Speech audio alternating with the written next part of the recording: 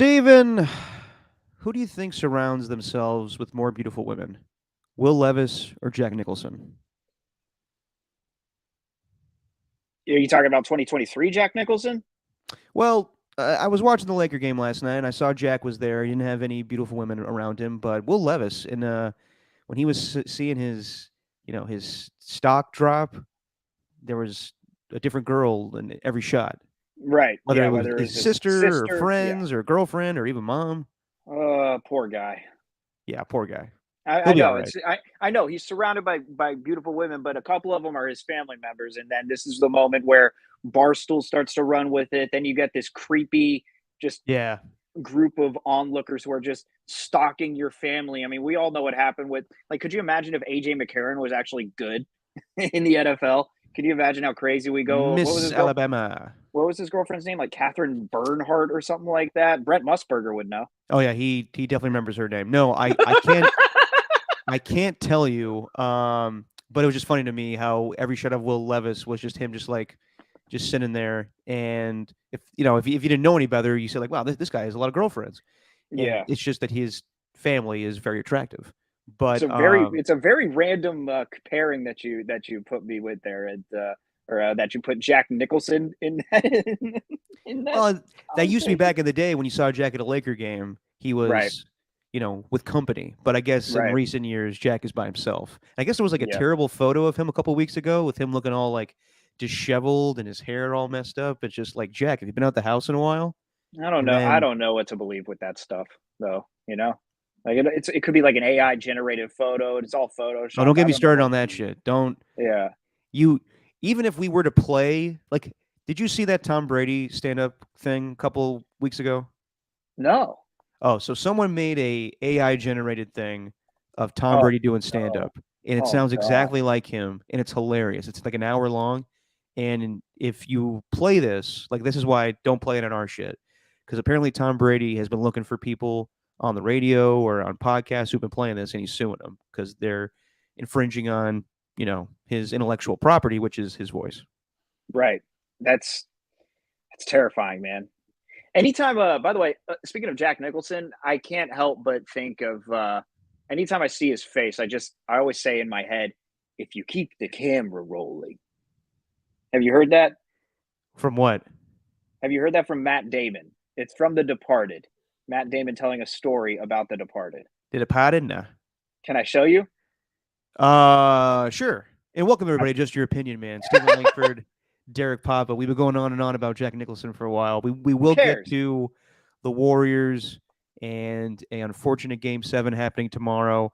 We will get to the draft. But sure, Stephen, lay this on me with The I'm Departed. sorry. You bring up Jack Nicholson. I got to show you. Everyone needs to see this if anyone has seen The Departed. But this is Matt Damon. I don't know what podcast he's on. I think he's actually on with that comedian Tom Papa, same last name as you. You know Yeah, that guy I with the I glasses. know him. He's all right. Okay, so Matt Damon was on his podcast and he's explaining Jack Nicholson improvising. It's great. It was 1/8 of a page, and it said Costello executes man kneeling in the marshes. He looked at that and he goes, "Okay, I can do that, but I think I can make it better." So what I do is instead of a man kneeling in the marshes, I make it a woman. But I'm not going to be alone. I put Ray in the scene with me, and I do the thing, and I shoot her in the back of the head, like it says in the script. But if you leave the camera rolling, I turn to Ray and I say, "Geez, You feel funny. now that's a really sinister thing to say because it means I do this a lot and there's a way people fall." Now you could end the scene there, but if you leave the camera rolling, Ray steps forward and he reveals that he's holding an axe. He's gonna chop her up. Now you could end the scene there, but if you leave the camera rolling, I turn to Ray and say, "I think I want to fuck her again." And he says, "But if you keep the camera rolling," Ray stops and looks at me and I go, "Ah." And that's a sinister thing to do because we're making a joke out of this whole thing. Uh, so good. Now, how come that wasn't put in the movie? I know, right? That last part, but I just I love how there's just the little details, man. You don't even think about, and Jack Nicholson was just that great. If you leave the camp, that impression is really good too. Oh no, it's good. I always think of Nicholson and A Few Good Men, where he's talking to Tom Cruise. You have to ask me nicely. Can I make a confession? You never seen it? Never seen it. It's okay. I mean, you don't have to. I've changed that in my life, Steven. I'm not going to judge people for not seeing certain movies, so I'm not going to jump on you for seeing a classic like that. But Yeah, I need to though. I need to. Jack is fantastic in that scene. Just hands down, the last scene of the movie where he was like, you want me on that wall. You need me on that wall, young man. You don't have the time nor the inclination." And he just start like he just it's fantastic. Yeah, I'd like to think that during that courtroom scene, though, you could end it with Tom Cruise saying, "I want the truth." But if you keep the camera rolling, if you leave the camera rolling, I'll say, you can't handle the truth." And then you end the scene there. Nah. Well, Kevin Pollak, who's a fantastic comedian, was in that movie, and Mm, he talks about it on I think the Rich Eisen show, where every time they would film that from a different angle, it was always Jack. Like it wasn't like some stand-in or some fill-in. Jack was always just in that scene, saying the line over and over again to a T. And every time, like the director, I think was Rob Reiner, and he'd just be like, "Jack, if you need to go, you need to go." And he'd be like, "I'm here, Robbie. I'm here as long as you need me, buddy." what a strange. He's got to be up there with one of those like just actors that are just strange individuals, Oh like no, Marlon Brand. I well, yeah, Brando was crazy, but I love Yeah. myself some Jack. I Oh, really who do. doesn't? Who doesn't? I mean, Eh, what is he like an idiot, acquired idiots. taste? No, I would say no. I probably sure there's some people that don't like him, but he's right up there with me with Pacino, De Niro, those guys. Yeah. Well, and it also Jack Nicholson. Thank you for his name being so close to Jack Nicholas because Yeah, they do have similar it names, Steven. it brought on one of my favorite moments between Steiny and Guru that I've ever heard in my Do they life. have a debate between No, Guru trying to talk about Jack Nicholson and he meant Jack Nicholas no. Steiny was talking about Jack Nicholas, and Stein Guru and thought yeah, he was. sounds on par. Steiny was talking about some golf story, and then he brought up Jack Nicholas, and then instantly, then And Guru instantly, was like, "Oh, Guru's like, you talk "Oh about the yeah, Joker?" Jack Nicholson, What Flew Over the Cuckoo's Nest, favorite movie." That's fantastic. All right. It was We may get great. back into Jack Nicholson later. I did like seeing him at the Laker game last night, but I did not like the whole outcome of what went down with basketball. So with the Lakers winning and the Warriors losing, it was the worst case scenario last night because we needed the Warriors to win and we needed the Lakers to lose to prolong that inevitable next game against or next series against the Lakers or Grizzlies. And so if the Warriors do advance in a game 7, they will play against the Lakers, and that will be a whole thing in itself. But before we even get to that, we got to see if they even win the series right now. Talk about a highest of highs of winning game 5 in Sacramento to the lowest of lows of losing that game last night at Chase Center. So just to recap, we weren't on after game 5. Great win. Absolutely great win. Warriors went into sack. They needed to win that game.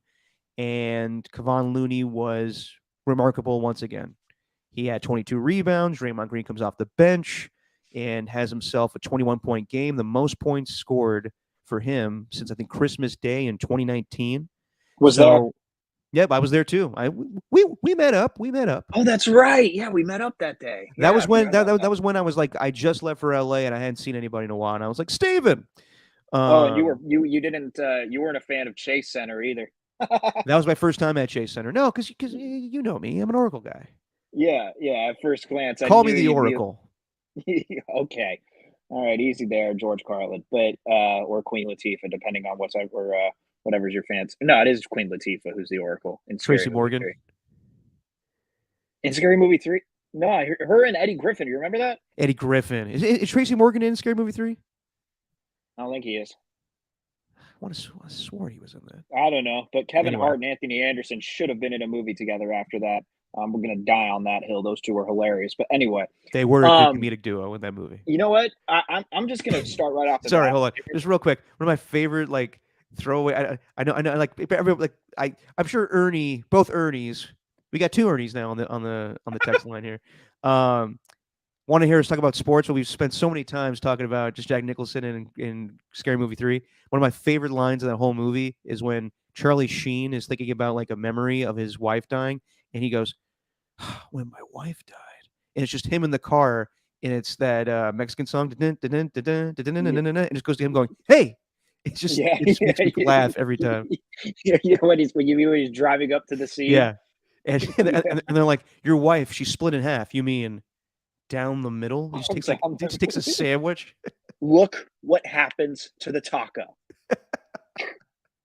What a dumb movie. All Anyway, time. back to the Warriors.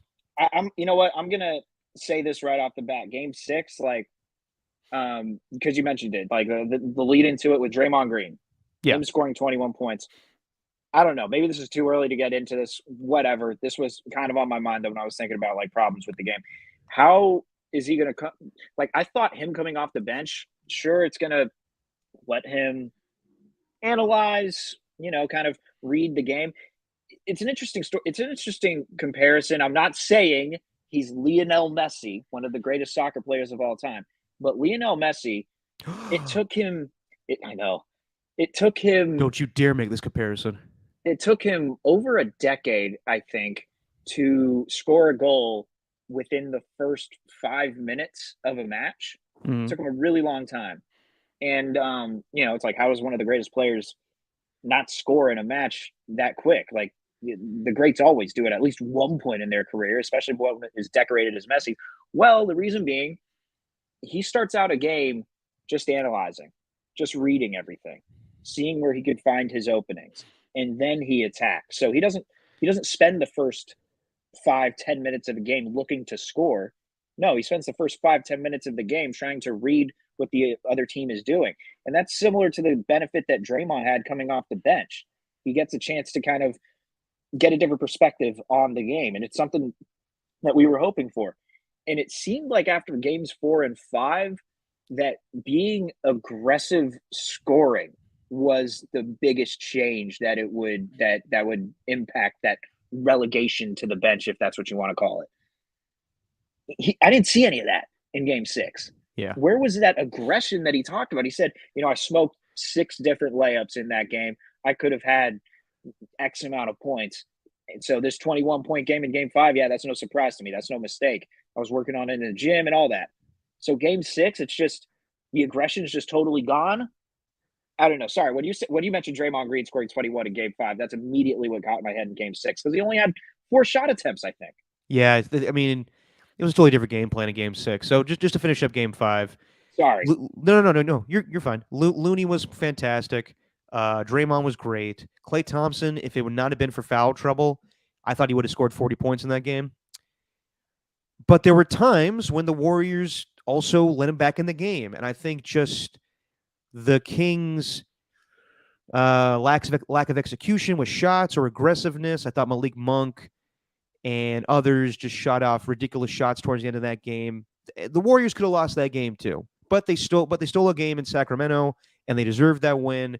And it was all set up for them to go back to Chase Center and end the series, which we all assumed was going to happen. And maybe that's on us, or maybe that's even on the Warriors too. But I thought that game 5 was close, but the Warriors, prevailed in the end. And then last night. So before we get to anything, the start time, the tip off at 5:00. Listen, I understand that the NBA has to have TV schedules and everything, and a 5:00 West Coast time / 8:00 East Coast time for the Warriors and Kings is good for TV ratings on a Friday. But also, it's detrimental to the fans because I know a lot of people in the Bay Area work from home now, and a lot of people also like in the Bay Area, I guess, like, you go to any, I'll say it, you go to any radio station or you go to any most companies on a Friday, people are packing it in by noon and getting out of there. So people could get to the game on time, but also traffic's a colossal bitch at 5:00 on a Friday.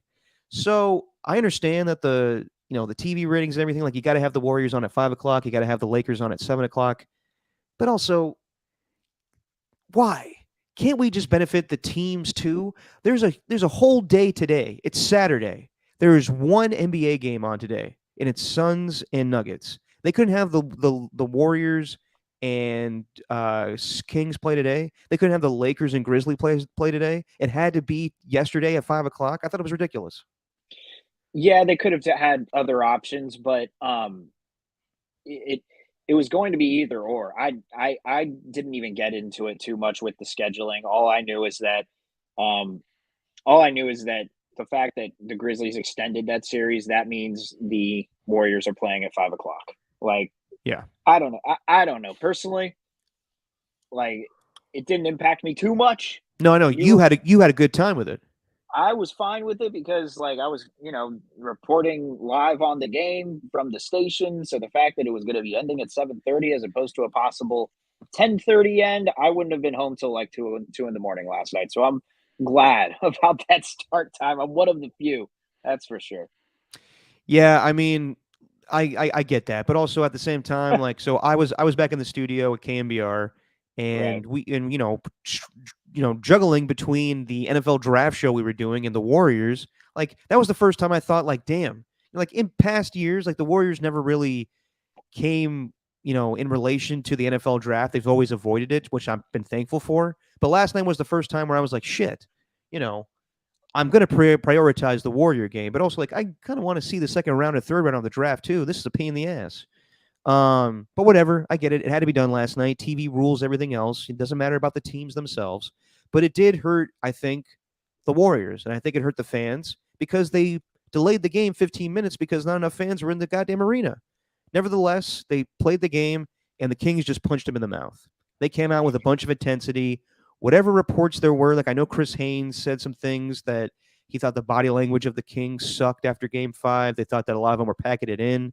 Mike Brown focused on the negatives of the game, and a lot of people thought they were dead men walking going into that game because Steve Kerr with the Warriors is 10-3 prior to last night. The Warriors were 10-3 in home closeout games under Steve Kerr. So of course there were times, like obviously they didn't close the 3-1 lead against the Cavs in the 2016 finals. There was that terrible game against the Clippers where the Warriors were up in game 5 at home in the first round. Remember that in 2019? And then they pissed that game away. Was that the one where they blew the 31-point lead? I was there. But I don't know if that was game 2 or game 6. I can't remember. It was game 2. Game 2? Yeah, but then game 6, they pissed that game away too, and then we had to play game 6 in LA. Mm-hmm. That's what last night felt like a little bit, was just the Warriors just kind of being lackadaisical for whatever reason and thinking that we're going to be okay. We're at Chase. We've won this thing on the road. That was our biggest hurdle, and now we're back home. We're in the confines of the Chase Center. Our fans going to be riled up, and no one showed up. No one showed up. I know everyone's going to, just put a bunch of shit on Jordan Poole, and he was terrible. He was terrible last night. But so was everybody else. No one shot well. I thought no one defended well. I thought it was a horrible performance all the way around. Now, do I think they can handle business tomorrow with the Kings in Sacramento and just take the beam out of everybody's hearts? Yes, I think they can do that. But it's sad that it has to come to this point where they have to be remembered of how crucial the playoffs are. I think it might benefit them to have a fire lit under their ass, but also it's sad that it had to get to this point. I was at only one, Ernie. Only one. I was at both of those games. That was back. If you remember, well, no one's gonna remember this, but my record of going to the playoffs that year was terrible. So I was 0-2 in the first round of going to the Warriors and Clippers series, and then I was like, I'm not going to any more games because I feel like I'm totally mushing this thing. And then remember, at 95.7 of the game, they, for the first time ever, did a nice thing for us where they were like, hey, we're going to get you guys your own suite if you want to go to the game against the Rockets. And I was like, God damn it. All right, I'm going to the game. And they won the game. And I was like, all right, the jinx is off. That was the James Harden eye poke. It was that game. Yep. And I also remember me during Warrior games sometimes I make weird noises. I have sometimes what people refer to as a sportsgasm. So, like, let's say, like, Steph Curry throws up a 3. I'm like, oh, yeah. I remember, like, you and Rado and everybody else that was with me was like, would you stop doing that? What the hell are you doing? Yeah, you tend to do that. Back to the Warriors. Back to game 6, though. I know. We're being so goofy today with the same times like, yeah, the Warriors pissed away last night. Game 7. It's fine. It doesn't matter. It's a damn podcast. We can go off track as much as we want. Sure. I also think though, like with the amount of missed shots from the Warriors, like their rebounding wasn't on point. The first half to me, like neither the Kings nor the Warriors played well. Like none of them were on their A game to me. Like I don't know, man. The Warriors were just worse to me. Like I didn't think the Well, Kings were playing that great. They were both shooting like under 30% up until the first half. And then in the third quarter, to me, that's when Malik Monk really started to take over. That's when De'Aaron Fox started to really knock down some shots. Domantas Sabonis, that's a player I could say that the Warriors are getting in his head. I think he's totally, I think he's totally rattled, but they don't really need him. Keegan Murray, again, like, dude, God, wouldn't Keegan Murray be perfect for the Warriors? Jesus, he's so good. But Andrew Wiggins wasn't making anything. Jordan, like you mentioned, Jordan Poole, none of them made. Jordan Poole was the first guy to score a point between the two, and that didn't happen until like 8 minutes left in the second quarter, and that was just off a free throw. yeah. Like it was just a poor game all around last night. I don't know how anyone can place like the individual blame, even for Steph. I mean, if you go back and look at the first half numbers, I'm doing that because I was harping on them when I was doing my reports. But like Steph had, I think Clay had 16 and Steph had 13, but Clay had scored 16 on 14 shots. That's not efficient. And then Steph, he scored 13, but 5 of them were off free throws, and he was like 2 for 7 from the line. The from the 3-point, excuse me. But the thing is, Mike Brown put an emphasis on clearly being physical, and the Warriors just did not overcome that. They couldn't get into any sort of rhythm. That's what the Kings wanted to do.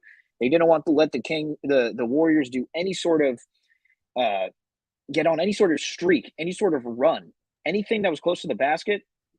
They were just gonna pop off. So it's interesting, man. The way that the Kings just responded. Yeah, and I think De'Aaron Fox's injury, while I think it kind of hampered him in Game 5 towards the end of the game with the injury or with the finger being a problem.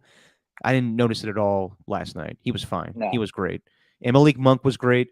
And yeah, dude, I kind of related back to Game 5 of 2019 in the first round against the Clippers. I thought that the Warriors, it's interesting. We've had James Ham, kind of the John Dickinson of ESPN Sacramento, come on a lot lately in KNBR. And he said something interesting to us on the Tolbert and Cope show where he said that he thought the Warriors kind of overlooked the Kings initially. And it's been kind of a shock to them of how good they've been.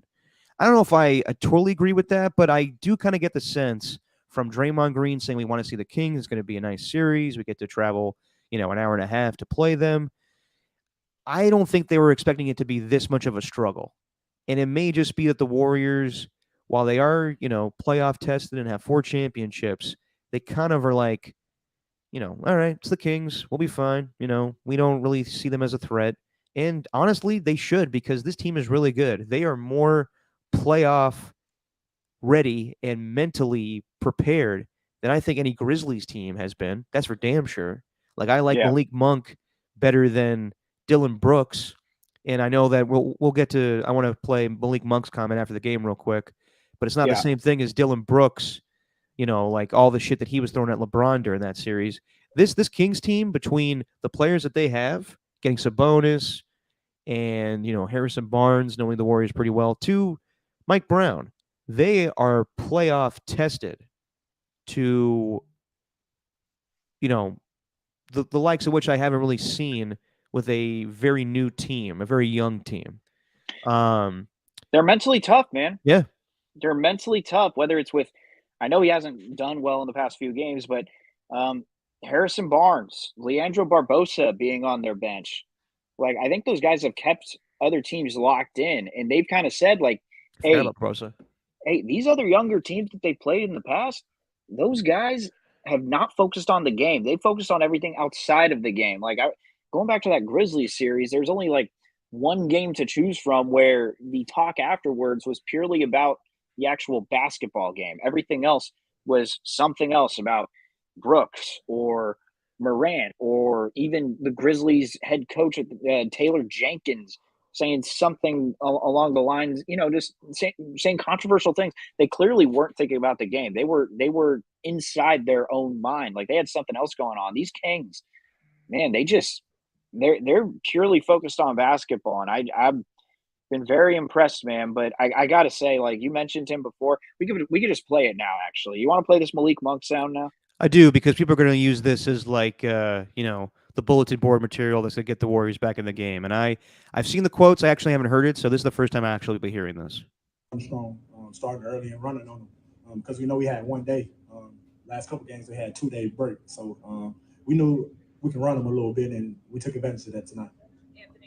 Yeah, I was going to kind of ask you specifically about that because it'll be even quicker turnaround for 7. Did you feel it yourself today that it was only 1 day, and did you feel it on them that it was only 1 day? I felt it a little bit more on them. They was a little tired. We were a little younger than they are, so we knew we could take advantage of that. So we're going to try to do the same thing Sunday. Emily, I love that. I mean, it's not anything like Dylan Brooks. Like he's right. The Warriors are older, and that may be the downfall in this series. That the Kings are just younger, and right now better. And that's why, like before the series started, I asked you and A. Scott, should the Warriors be favored? Because the Kings, for the most of the season, have proved to me that they're the better team, and they might be when it's all said and done. So we'll see what happens tomorrow. I do think it was necessary for the Warriors to realize that they can't take the shit for granted. Like they've been so lackadaisical from the regular season to even the postseason at times that I think that they need just a wake up call here and then. And they all, last night I was at the KNBR studio doing the draft show, and I noticed that Steph and Clay didn't talk for the longest time, and then eventually they came out because I'm sure they were pissed about the outcome of the game. But all of them were like, "We'll be ready, we'll be focused," and it's just sad that I have no doubts that they will be focused for tomorrow's game. Will they win? I don't know, but it's just sad to me that it gets to this point a little bit because it reminds me of the 2019 playoff run where they were kind of sleepwalking against the Clippers and then woke up in Game 6 and ended that series. Even if they win tomorrow, I just have a bad feeling about the way that this is going to go because they're not as focused as they have been in years past, and they're not playing as well as in years past. They've had a great 3-game stretch against the Kings, but it's not the normal Warriors basketball that we've seen in the past. So I will say that I do expect them to win tomorrow. I hope that they win tomorrow, but I don't think they're winning the finals. I don't think they're going to the NBA finals. It just doesn't seem like that type of year. It just doesn't. It could end tomorrow, and it would actually be very fitting because I think that would be kind of the signal towards the end. Like the up and coming Kings take down the Kings of the NBA, Right. And I would not be the least bit surprised if they lose tomorrow. I wouldn't be surprised if they win tomorrow. But also, I think it's just a bad sign of going forward that they're not as focused. And if they were to win, they could play the Lakers, and I think this Lakers team could beat them.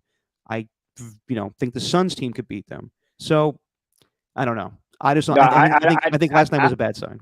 I don't think I don't think the lack of a big man's really hurt them too much in this series. They've done just fine against Sabonis, and maybe it did in Game 6 but also Malik Monk's just so slithery, man. It doesn't seem like him and Fox both. Like it doesn't matter who you put on them. Like Fox is going to get that just little floater he has, whereas Monk, he's just he's been unbelievable around the rim. I give him a lot of credit. But if you go on to face the Lakers with the way that Anthony Davis is playing right now, like Anthony Davis is playing like it's 2020. Dude's on fire. I don't feel too good about a series with the Lakers. And then I personally think the Suns are going to defeat the Nuggets. So, and that might be a little teaser for whatever we're doing later. But I think the Suns are Steven. But I mean, it's a gauntlet to get to the finals. It is. And yeah, I mean, I don't know. I do just want them to win though, purely for the fact that we need a brand new series with this trio, because the unspoken thing that no one really wants to think about, and sure, there was the report that the Warriors want to retain Draymond Green, but this could be the last run with the trio here, and I don't want it ending on a game 7 in Sacramento. Like I just don't want that happening. It very well could. It Yeah. very well could. But Yeah. I don't want to talk about that yet. I don't want to talk about the end of See, like, Draymond it's- Green and the end of Bob Myers. Not yet. Yeah. Yeah. But it's a very real possibility though. It's going to be a discussion as soon as that game's over. It will be. Hopefully it doesn't have to be If they lose. Yeah, if they lose. Hopefully it turns into the Warriors playing the Lakers, and that turns into its own type of shit show, which it will be a very fun series. But at the same time, Warriors versus LeBron, it's But fun, also, but also a yeah, headache. and I'll say this. Hasn't this I know Steve Kerr has been like, the regular season's done. We don't care about the regular season. This is a new team now. We're in the postseason. We're fully healthy. We're whole again. But this series. This is what their team has been.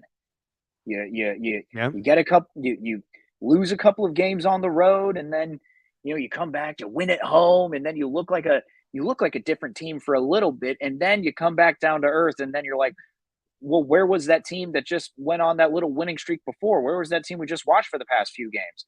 Like this this is what the Warriors this is what the Warriors season has been, and that's why Game 7 is so unpredictable. Yeah. So like that, because that's what the Warriors season has been. Is you don't know which Warriors team you're going to get. What are we going to get in Sacramento? I don't know. Hopefully, it's the one we saw in Game 5. Like this, but this is exactly what it's been all season long. Yeah, not to look past the Kings. But wouldn't it be crazy if they were to go on a little run here and get to the Western Conference Finals? I think that it's crazy in itself that, so last year, Warriors first round, Denver. Second round, they play Grizzlies. And then third round, they played the Mavericks. And then they went to Boston for the finals. That is a hell of a road schedule for the playoffs. Now, this time around, this year, I think it's 10 times harder with easier travel. So let's say the Warriors win tomorrow. In the first series, they played the Kings. Not that bad, hour and a half drive.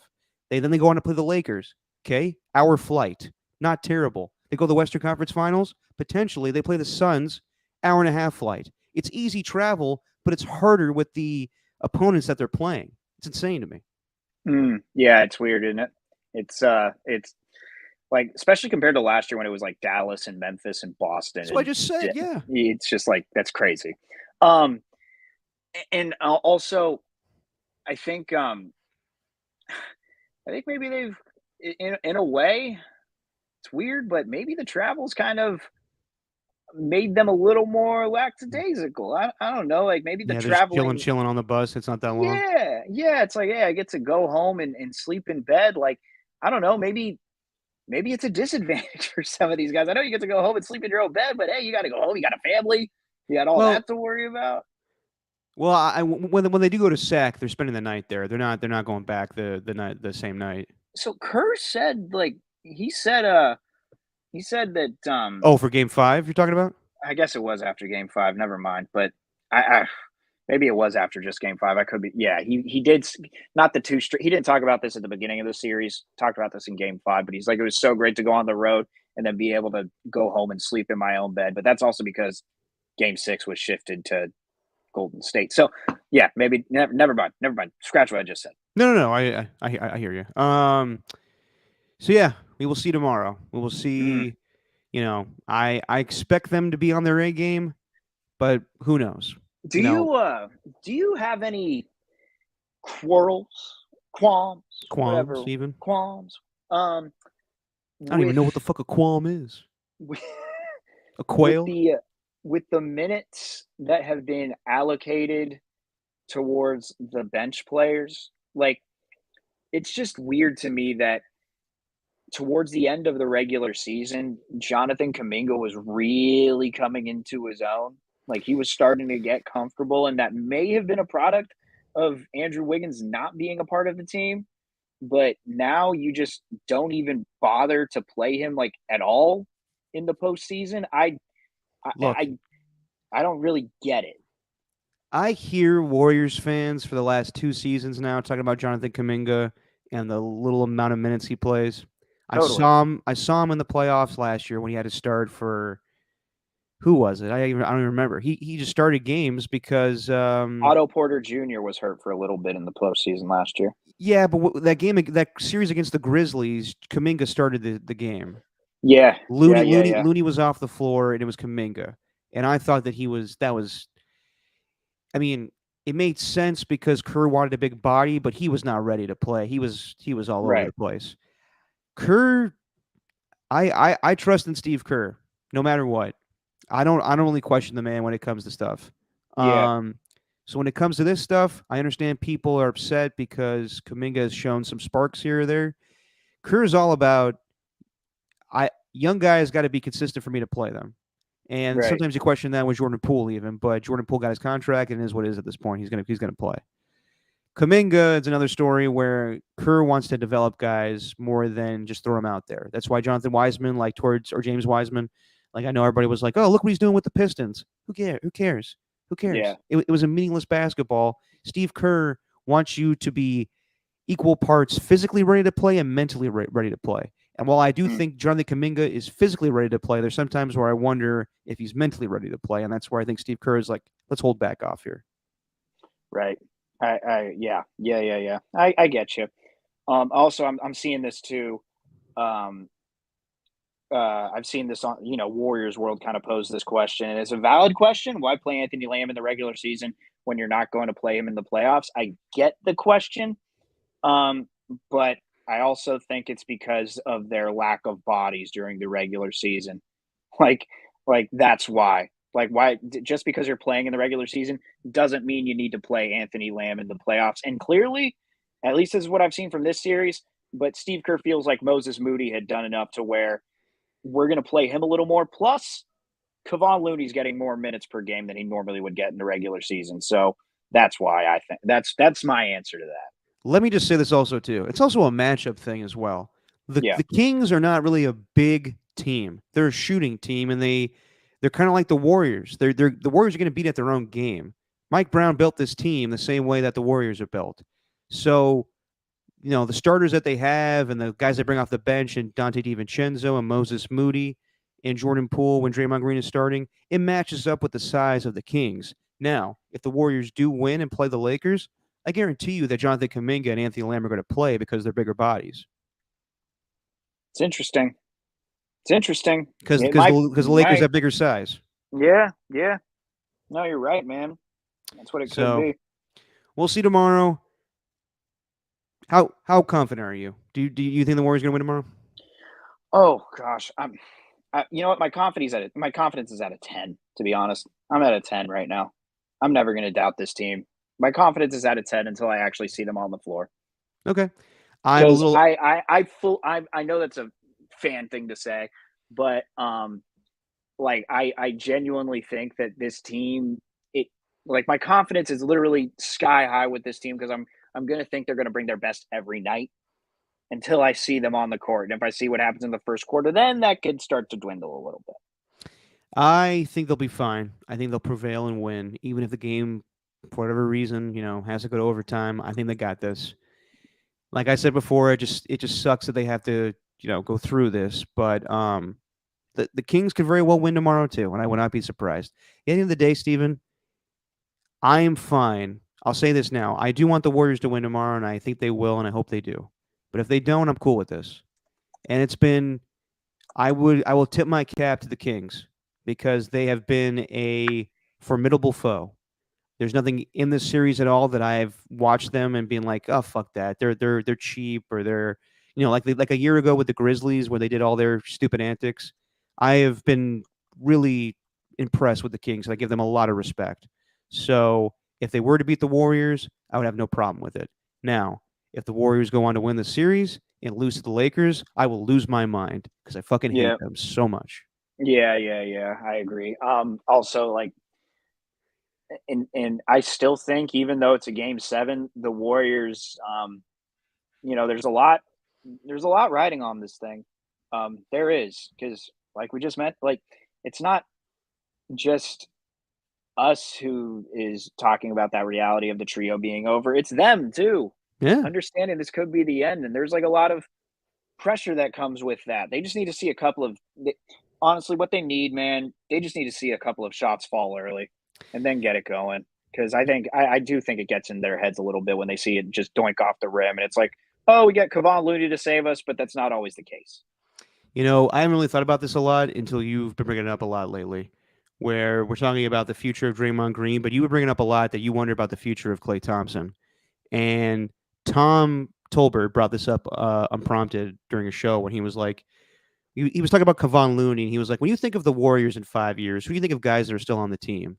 And he said Steph, he said Kevon, he said Jordan Poole, and then Copes goes, what about Klay? And he goes, I don't know. Yeah, And the more I watch Klay and the more he struggles in the playoffs and he's not the same guy, the more I'm like, that could be it. You know, like he's not getting another contract. This could be slowly the end where Steph is playing with a bunch of new guys. yeah. What are they going to do? Give him a max contract? It's just No. another one, and you're just gonna hope that Klay could still be the same Klay, even though he's already a step slower. It's just a sad reality, man.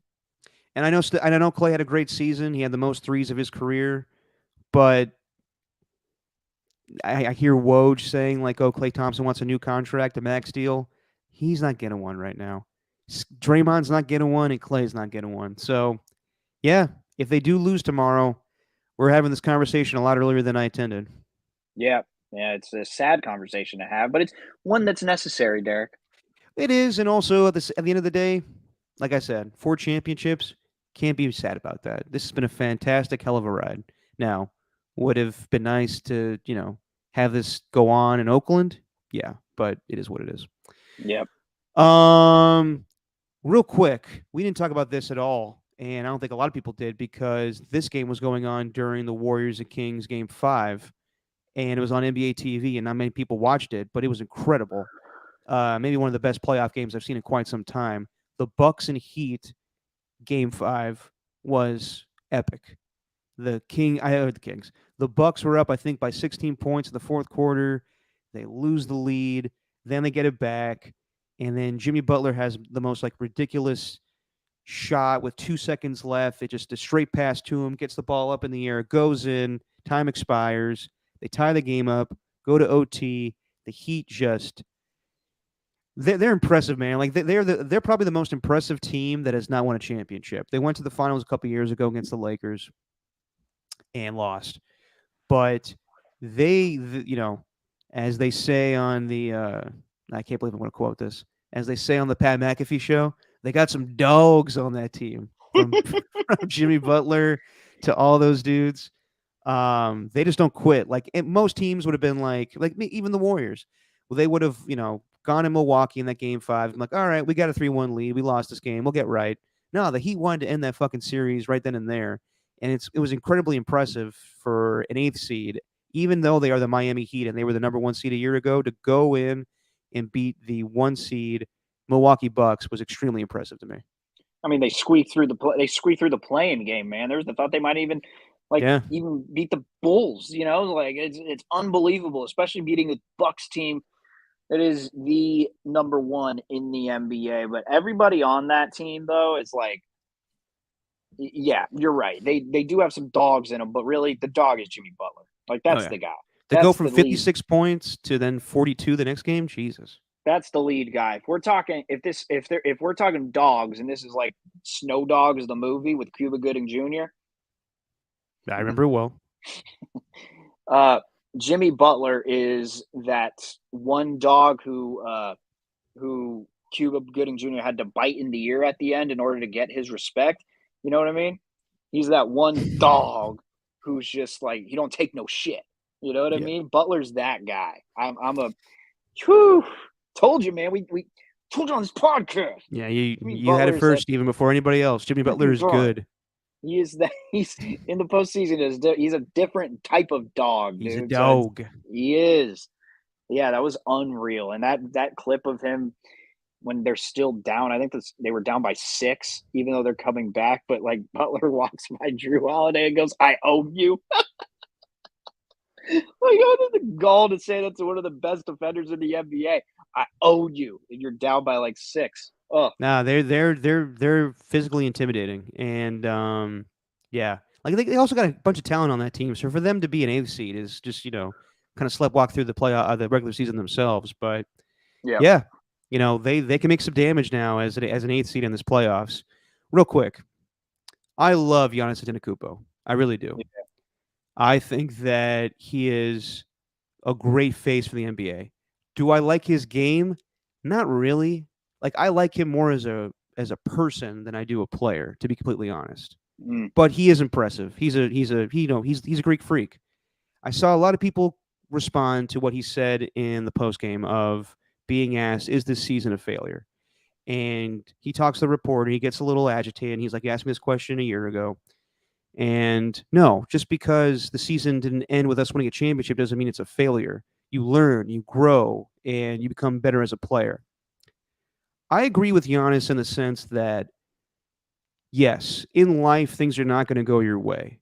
And it's how you respond in those moments that make you grow as a person. And those are not failures. However, when it comes to sports and you are the 1 seed and you lose to the 8th seed, yes, that is a failure. So while I understand that he is agitated by the question, I disagree a little bit just because I don't know, maybe it's an old school mentality. I always, hear older players say this, and Shaq even in the post-game show say, if the season does not end with you winning a championship, it's a failure. Now, that doesn't go with everything. Like last year with the 49ers, was that season a failure? God, no. They got through that season with 3 different quarterbacks and, Brock Purdy and everything. They lost the NFC Championship game because they lost their quarterback. It was more than that. But was that season a failure? No. But there are circumstances that add up to being a failure. So was the Bucs season a failure? No. But was losing to the Heat in the first round a failure? Absolutely it was. By definition, they failed. Yes. Like it's in the definition. Like I think he's looking at failure from a different point of view. It's a strong word too. Failure means something totally different in the eyes of these guys. But like by definition, they failed. Like yes. that's what happened. So I think he was taking it as more like I loved his answer, and I think it's absolutely the type of mindset that anyone should need, and especially anyone like Giannis who's had an upbringing like he's had. You don't get to where he's at in life from where he started by thinking like everything's a failure, so to speak. Like it's another step to success. That's correct. But and I loved the answer, and that's why I said the league's better when Giannis is in it, because these dudes are human after all. And like I think that's kind of what went into his answer too. It's because like it's not just that they failed, it's that he would be considered a failure for his career until he wins again. No, he's already won. But I think that's kind of how he viewed it, though. You know, yeah, what I know. Is not so much. He wasn't focusing so much on whether the season was a failure or not. I think he was focusing on just the fact that like they were called failures in that situation. I didn't have any problem with the question. I think it's a valid question, and the guy Eric Edholm, I think is his name, for The Athletic, he does a fantastic job. I'll read an article every now and then, for example, like his article on Game 5, which was fantastic. It was basically like the anatomy of a meltdown, I think was the title of it. But I like the mindset of it. But yes, like let's look it up right now. Failed definition, right? Not achieving its end or not lasting, unsuccessful. Yes, that's it. That's what it was. But I think he looked at it from a way different point of view, as opposed to just like it at face value. But my favorite part about this, Derek, this is what I love, is anyone who says otherwise to Giannis's comments, well, then they'll say, well, clearly you've never played any high level sports any day in your life.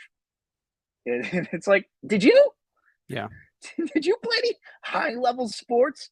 What are you talking about? Did you play high school for all 4 years? Sick. Yeah. You know what I mean?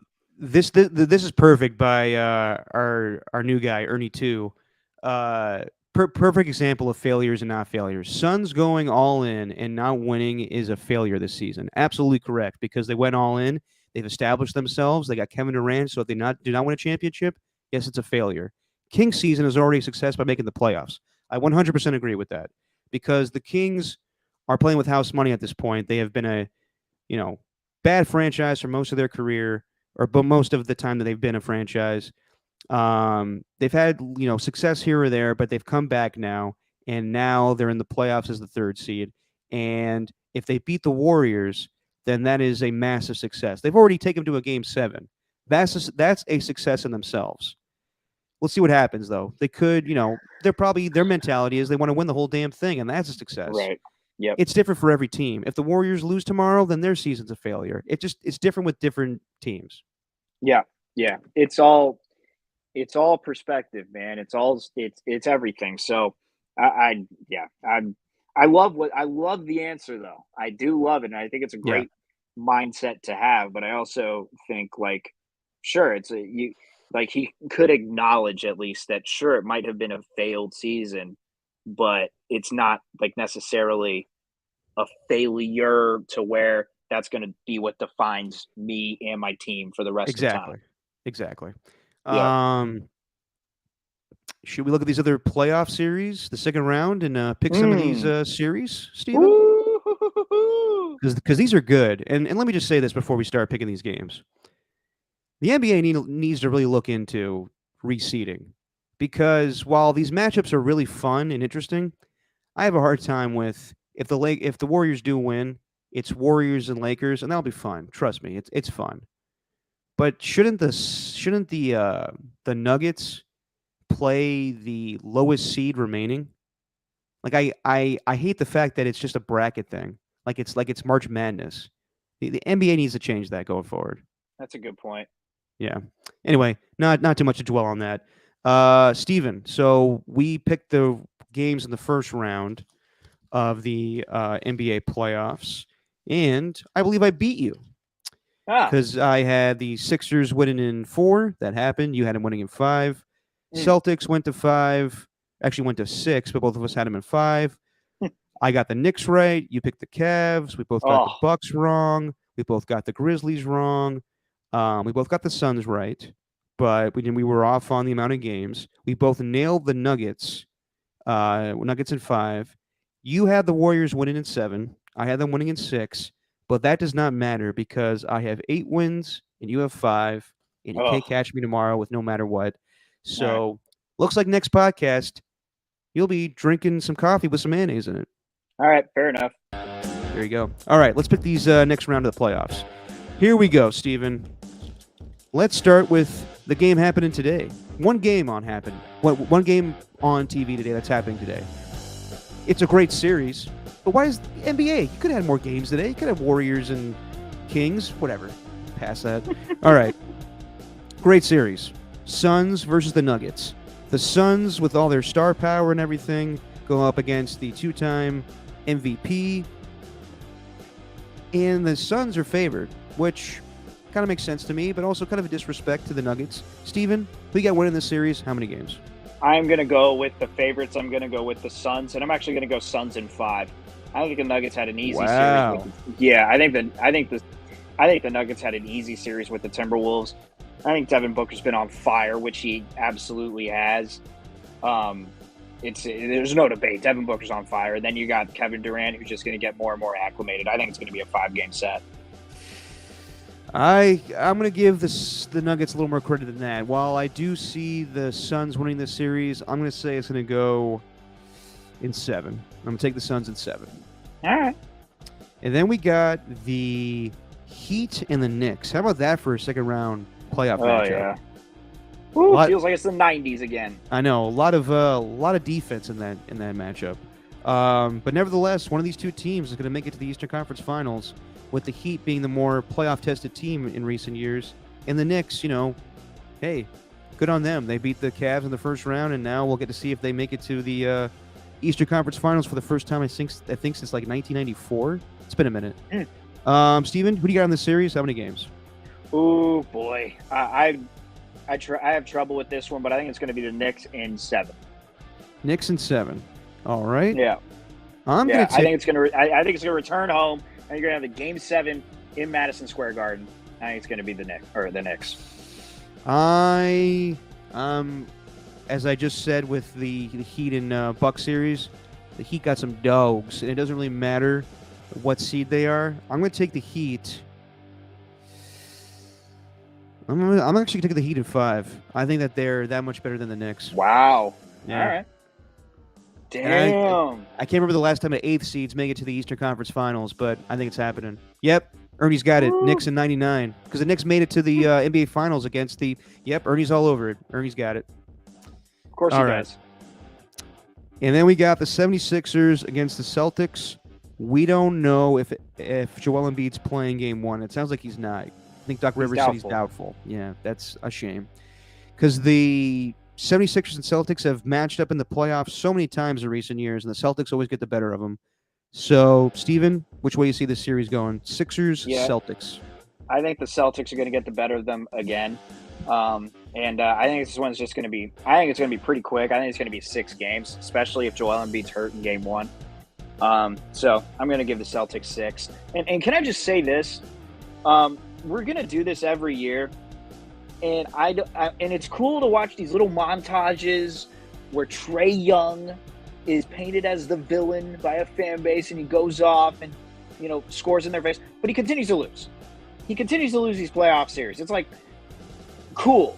Trae Young has one good game, and we go nuts for a couple of days, and then they end up losing again. And he had a great game in the final game against the Celtics. I get it, but it's just like we just go crazy over this dude, and he hasn't done anything yet.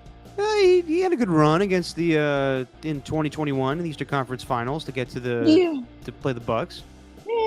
Didn't win. Okay, neither is Jimmy Butler. He is the new Lillard. Thank you, Ernie. Exactly. I think Dame Lillard I think Damian Lillard's time is coming to an end in Portland this summer. should. He made a mistake.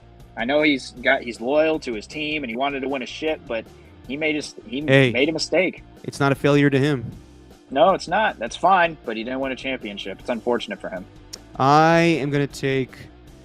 I go back and forth with this. If Joel Embiid was healthy, I would take the Sixers, just because I think it's their time. They play this team so many times, and they always lose to them. Eventually, it's got to change. But with the Embiid injury, yeah, I am going to take the Celtics. I'm going to take him at 7. It's a good pick. Yeah, and then we'll wait on Warriors tomorrow. We'll see what happens with them. And you and I will be back tomorrow. Ernie's, clear your schedule. When Game 7 goes final tomorrow, we will be live talking about whatever happens. That we will. All right. Let's get to some happier stuff, Steven. The NFL draft, baby. Oh, yeah. It came. It went. It's still going on. I can't believe we're talking right now. We got a 7th round going. So many pivotal things are going down. Jake Witt, tackle out of out of North Michigan, going to the Colts. Your thoughts, Steven? Big day for their practice squad. Oh, yeah, baby. All right. I mean, do you like the draft or no? No. At all? No, I don't like any of it. Not even the first round? No, you know what? I like it. I like the fact that you're watching these kids' dreams come true. It's cool seeing their emotions going to the NFL. Like watching the first round, at least I do like, because like, for example, CJ Stroud. I can't imagine what it's like. I can't imagine what people were saying to him after that whole cognitive test the test results came out. I can't imagine just the barrage of hate and probably just shitty things that people were saying to him. Like, I can't imagine what he was going through. So for him to get drafted 2nd overall, the tears flowing and everything, that was awesome. Bryce Young, the hat looked huge. That was my first reaction. I was like, that hat looks like one of those big hats, the big hats that are kind of he looked like who's the little green dude on the Flintstones? Dum Dum. The green dude on the Flintstones? I don't know. The alien. I don't know. The great Gazoo. Jesus. Because his helmet was too big. Come on. No, you're not going to get me on these old cartoon references from the 60s? No, I love it. But overall, the draft to me, it's just, I think, analysis. I do think these guys work very hard at it. I think they watch every game, and I do believe that they watch these players. But ultimately, I want to know how these guys are going to play when the season starts. So I get impatient. I don't like a lot of the months waiting of speculation before we can actually, before we see what happens. So that's pretty much why I hate the draft, or not hate the draft. I just kind of over it. No, I'm with you, Stephen, that there is a lot of hoopla with it, a lot of unnecessary hoopla. While I do enjoy it and watch every second of it, not every second of it, because I will admit that I was walking for most of the day, not paying attention to the draft. I had it like on my headphones and everything, but like I'm not locked in when it's the Right. day 2, day 3 stuff. I am when trades happen with players, but I do want to see, what, like the Raiders and Niners and everybody else do. And we'll talk about those drafts, but I'm not as locked in. First round, I'm all about because, for the most part, these players from watching college football. And yeah, that's why I think the movie Draft Day is ridiculous, even though, you got to pick Vontae Mack no matter what. I'm just eating my pancakes here, thinking about my first round pick. Stupid movie. But draft, like, it just goes to show that when I do my top 5 thing, the draft deep dives, or when everybody else does their shit for months and months and months on NFL Network or ESPN, no one knows what the fuck they're talking about. And I heard Kirk Herbstreit say this the other day. No one knows shit. And that's the truth. That's how this draft went down a little bit. Here or there, people got things right. But for the most part, no one knows shit. That's why the whole speculation, mock drafts to me are ridiculous. And I also hate draft grades. Like, oh, this team did well because they picked this player, blah, blah, blah. We don't know yet. We'll find out in September. But you can't say these moves are good or these moves are bad. So I do want to get to that for a little bit. But before we get to any of that, I just want to say this. Chris Ballard, I don't know if you saw the clip, Steven, when they did their draft press conference after they selected Anthony Richardson, he took his time to say, all this stuff with players, I think they're going there, I think they're going here. I don't know why I sound like Jerry Jones, but I'm trying to do my best Chris Ballard. He says that it's bullshit with what goes on with players, and I agree with him. The handling of C.J. Stroud was terrible. I hated all of that, from the cognitive test to Brady Quinn. I don't blame Brady Quinn for this, but just throwing it out there that he blew off the Manning Academy. I hated his character being broken down 2 weeks before the biggest day of his life. I hated all that shit. So while I respect the Texans for taking him a number 2, whoever leaked out all this stuff about him, go fuck yourself. Like that was terrible. Like, no, but like seriously, like every year this happens. Like Justin Fields, his character is put into question. Every year someone stock falls because some team throws something out there just for the benefit of, drafting him. So while I don't think the Texans did any of that stuff purposely, I just think that we got to think about how this stuff changes a person's reputation. So while C.J. Stroud was taken 2nd overall and went to the Houston Texans where he should have gone, I just didn't like all the buildup of everyone questioning, well, C.J. Stroud, the guy we think he is he a dumbass? I didn't like any of that. Yeah. No, it's not fair. It's not fair to these younger guys. Texans, though. Whew. Yeah, so I was watching Daniel Jeremiah's mock draft the night before, and while I don't care for many people's mock drafts, I did watch his because I am interested because he does seem to be tapped in. He doesn't do a lot of mock drafts. Same thing with with Mike Mayock back in the day. He would always do his mock drafts. I always remember in 2005, he nailed Aaron Rodgers falling to the Packers in 24. So from that moment on, I always respected him and wanted his opinion on the draft. And now that's the guy I look to in Daniel Jeremiah. And he nailed it the night before. He had the Texans taking C.J. Stroud. He didn't believe any of the bullshit. And he saw them trading up from 12 to 3 to take Will Anderson. The biggest thing that everybody kept talking about was, well, the Texans may not take a quarterback. They may just take a guy at 2. They love Will Anderson. That's all we hear about is they love Will Anderson. DeMeco Ryans went to Alabama. He watches Alabama games. He's taking Will Anderson. But no one thought, well, they love C.J. Stroud too, and they're going to get Will Anderson. And this is a great move. I love the fact that they have 2 first-round picks next season from the Deshaun Watson trade.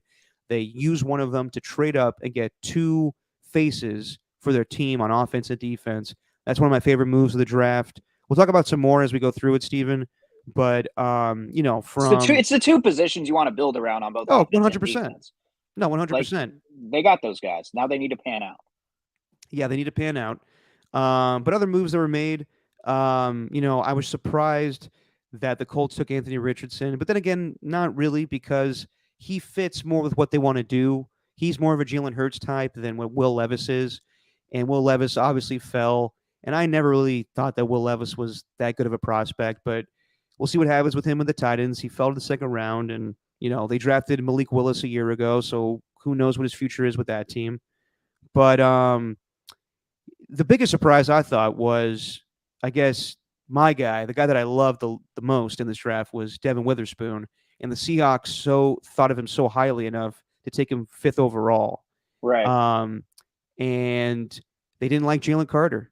Teams were put off by Jalen Carter saying, I'm not going to meet with you if you're outside the top 10. They didn't like that he showed up to the combine overweight. They didn't like the arrest and what's going on with him with his legal issues. That all could be rectified. But god damn, do the Eagles benefit from that.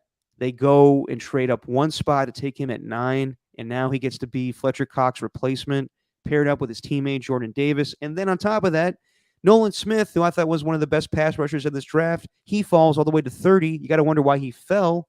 But the Eagles get him 2, so now you got literally a bunch of dogs on the Philadelphia Eagles. It's ridiculous. Yeah, it's literally all dogs. It's literally dogs.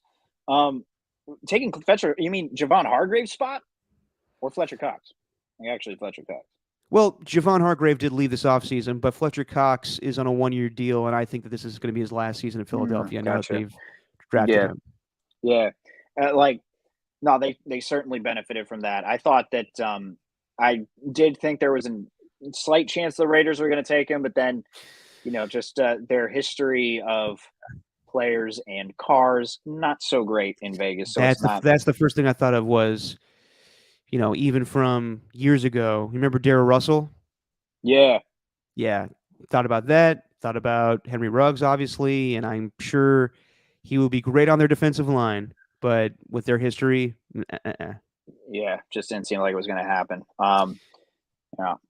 But I do like the pick of Tyree Wilson. So with Jalen Carter falling to 9, the Raiders passed on him too, and they take Tyree Wilson at number 7. And if you remember, Steven, I know you were paying attention to my deep dives. Oh, yeah. But I did say that I did like Tyree Wilson more than Will Anderson if you're looking for a pure pass rusher. While Will Anderson is more of an athlete in the sense that he is just freakishly gifted in sneaking out the run, Tyree Wilson is a pure pass rusher. And that's something that the Raiders need, you know, opposite of Max Crosby. They didn't get enough of it with Chandler Jones, only 5 sacks a year ago. Tyler Wilson's long, strong, and ready to get the friction on. So I think that it's Sir Mix-a-Lot. Come on. Okay. Gotcha. I see him with those big, long arms, you know, knocking out balls, getting forced fumbles. I think he's going to be a good addition to the defense. They could have gone cornerback there. They could have gone Christian Gonzalez. I prefer this pick. I do think that Dave Ziegler and the Raiders got this right with Tyree Wilson at 7. Yeah, a lot of people are liking it. I looked at highlights, and he's very impressive. He's a specimen, man. He is a specimen. So, there could have been other positions of need, and I do wonder though if he's going to be, you know, I do think he needs to be solely placed on the edge. At least that's where I've seen him thrive. But there's talks about moving him inside. I don't know if they want to do that, and I do think it's questionable with Chandler Jones. I don't know. They might turn him into like maybe kind of like a D Ford type with the Niners, where he's just like a situational pass rusher, and they maximize like where he goes. So that's going to be an interesting one to watch. Just someone else other than Max Crosby, please. It's like you can't have one of the better edge players in all the game and then still have a team that's at the bottom of the barrel in terms of sack numbers. Like that just can't happen. No. And as the first round went on, I was very impressed with the Seahawks getting Devin Witherspoon at number 5, and then Jackson Smith and Jigba at number 20. Yeah. So now they got a good receiving core with DK Metcalf and Tyler Lockett and that guy.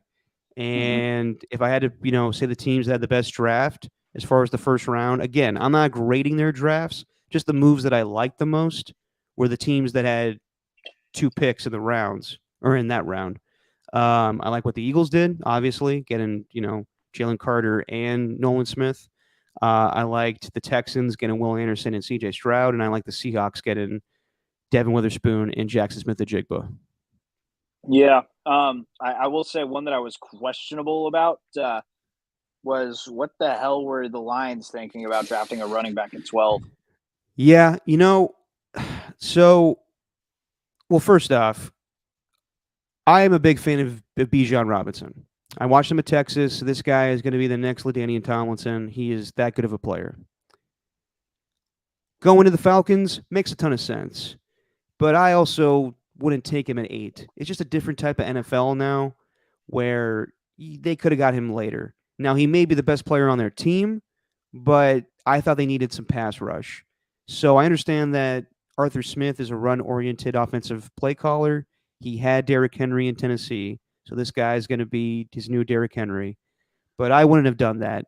And, maybe it's a good move for Bijan and the Falcons and everything. It's just not sexy enough for me, at least, just watching him play, and I wanted to be on a good team, so I was kind of hoping he went to the Eagles.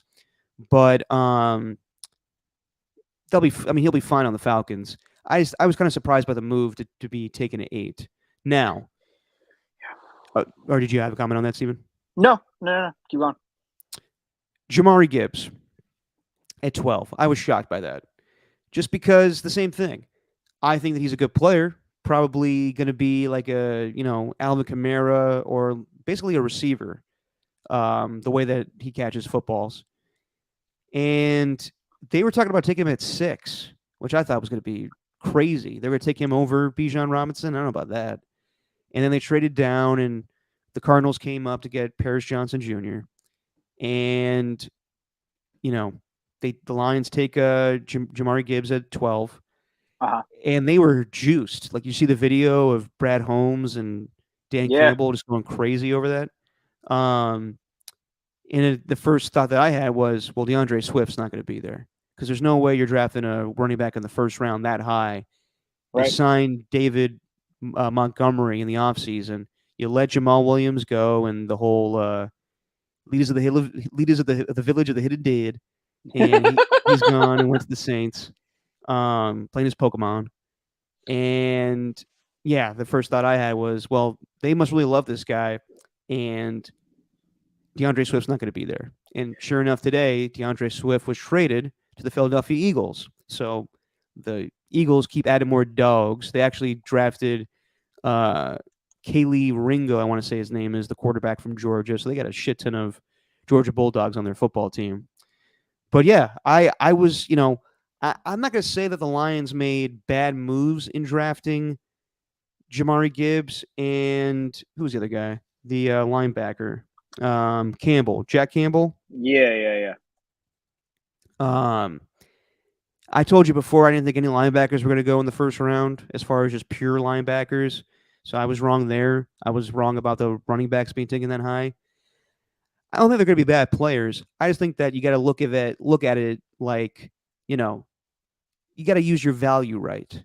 Like, do the Lions really need to draft those players in those spots in that round? You could have used them different rounds. You could have got them probably. Some people look at the draft differently. Some GMs are just like, we're going to take the best player that we want, or the best player available, or the guy that we had on our board, and we could care less about what people think about that pick.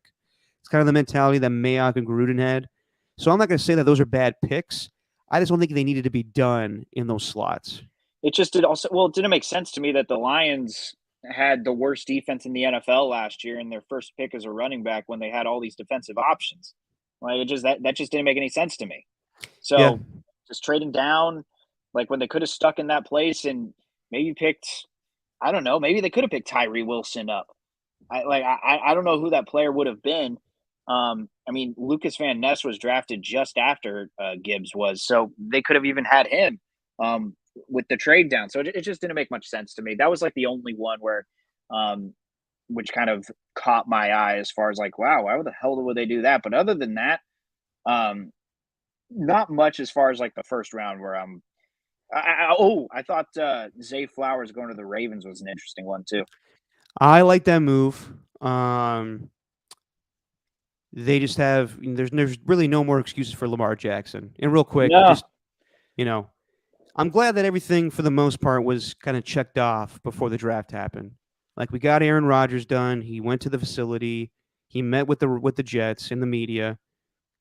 Kind of felt like he was. Isn't it kind of weird? Like we get this image of Aaron Rodgers of being on the McAfee show and kind of being like crusty and kind of fuck you to the Packers, and then he just went to the Jets and kind of felt like he sold out, cut his hair, Right. saying all the right things, although still being his weird self. I guess Robert Saleh said he walked around barefoot there, which is weird.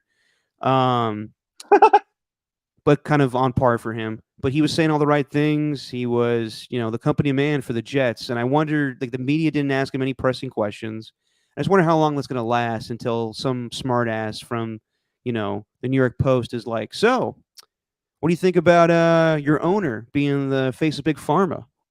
Yeah, something like that. If there has to be someone who asks him about that. There's somebody that needs to do it for sure.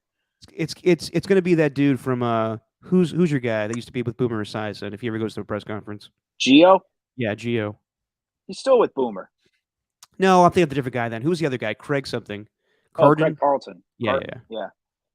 Yeah. He'll be the smart ass at some press conference. Or Michael Kay. Who's a fine play-by-play guy. See ya. But yeah, I'm glad that the Aaron Rodgers stuff was done. I'm glad that Lamar Jackson got paid. He got how much money did he get? Lamar got a 5-year, $260 million deal with 185 guaranteed. So he's happy. He gets his money. It's not all that was reported that he wanted a fully guaranteed contract that was comparable to what Deshaun Watson got. Nope, he's cool. He got more than what Jalen Hurts got. So I'm sure that was the setting, price. But he's all done, and he gets Zay Flowers to go along with Odell Beckham. And who else is on that team? They also drafted Rashad Bateman a couple of years ago. They got Nelson Aguilar. So they got some weapons now. So And also Antonio Brown. yeah, I saw that. So I told you when I was looking at these receivers, Zay Flowers reminded me of Antonio Brown.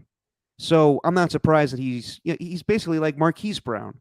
So they just got a replacement for Marquise Brown. So they got a couple of speed dudes from Odell Beckham to Zay Flowers to Nelson Aguilar. And yeah, at first I saw this and I was like, well, when did he is that him with the Raiders that's just photoshopped on? Probably. Yeah, He looks that's like what the similar hair. yeah. I saw that at first and I was like, I wouldn't be surprised if Lamar Jackson wanted that to happen, but in no way is that going to happen. He's done. Nope, that was on the 28th. I don't think that's happening. It would have been a much bigger story. So yeah, I'm glad that those things have been checked off. And by the way, with Zay Flowers, I like that he went to the Ravens. He would have been way better if he went to the Chargers. Them picking Quentin Johnston makes no sense to me because that guy, while he has speed, he's got a big body. He is Mike Williams. It's like having another Mike Williams. They need speed on that team. They have Keenan Allen, who's 30-something years old and slow. They have Mike Williams, who's slow. They needed speed for Justin Herbert to throw to. I know they have Jalen Guyton, but he's coming off an ACL tear. They needed more speed. They should have drafted Zay Flowers, in my opinion, but what the hell do I know? Yeah, that's a good call. They needed something like that. Max Duggan. They got him. Look at that. The Chargers.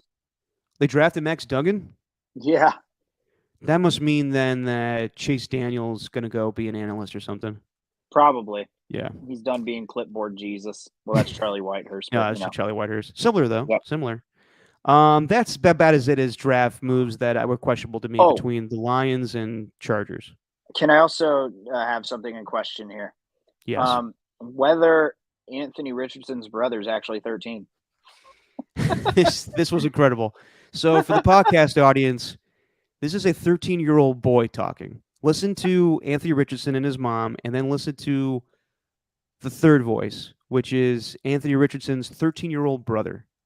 And little brother over there. No, What do you you think of this? This is pretty special. This is very special to me. I mean, especially because I look up to him as much, and I've always wanted to be like him. So You're sort of wearing similar outfits, right? Enjoy every minute. This one's checking himself out in the monitor over here. You look good? I'm over here just trying to face myself. You look good? I think I look good. Enjoy. Wow. He has a neck tattoo. That 13-year-old boy has a neck tattoo. He has a neck tattoo. I mean, he looks like Anthony Richardson. It just looks like the same, just like a smaller person, like Look. a smaller version of him. See that neck tat? I didn't see it. Whoa, wait, sorry, my bad. I'm not Yeah, sharing yeah. the screen anymore. Oh, you're Hang on, my bad. I'll put that back up. Hang on. Where are you? I believe you with a neck tat. Yeah, there it is. Oh, I see it. Yeah. A neck tattoo. This guy's a Yeah. grown ass man at 13. It's like the reverse of that State Farm commercial where it's Boban with like a bunch of kids, like in a suit, Right. like all on each other's shoulders. It's just like, probably like Anthony Richardson's brother is like a full grown man. He just put his knees in his shoes. Yeah. Oh my God, Anthony Richardson, I think is going to be a beast. Yeah, between him and Will Levis, I like Anthony Richardson better. He definitely had more upside, but it's going to take some time. That's why, let's go through it real quick, Steven, because Anthony Richardson, good spot for the Colts. Don't know if he's going to play right away, and maybe Gardner Minshew, but he will be a good pro. The Raiders passing a quarterback. As far as I'm seeing in this draft, they did take one, but not in the first round. They took Tyree Wilson. So just looking at who the Raiders took, let's go through that real quick as I pull up the Raiders draft class, and I wonder if they have any more picks today, as we're talking at 3:30 in the afternoon, and the 7th round is still going on. So let me pull up the Raiders draft as I. Want me to Try do to- it? I got him right here. Oh, you got it already? I got it. I'll pull up game strong, Derek. You got better internet than me for whatever reason. Okay, but I got it. Let's go through real quick, and I mute this video that pops up while you look at the draft. Mhm. So we already been over it. They took Tyree Wilson. Yep. And then they took in the second round Michael Mayer, who was my favorite guy in the draft as far as tight end. And the comp that I kept hearing with him was that he's Rob Gronkowski, baby Gronk. And I like this guy a lot. He's physical. He blocks. He'll be perfect with Austin Hooper and O.J. Howard.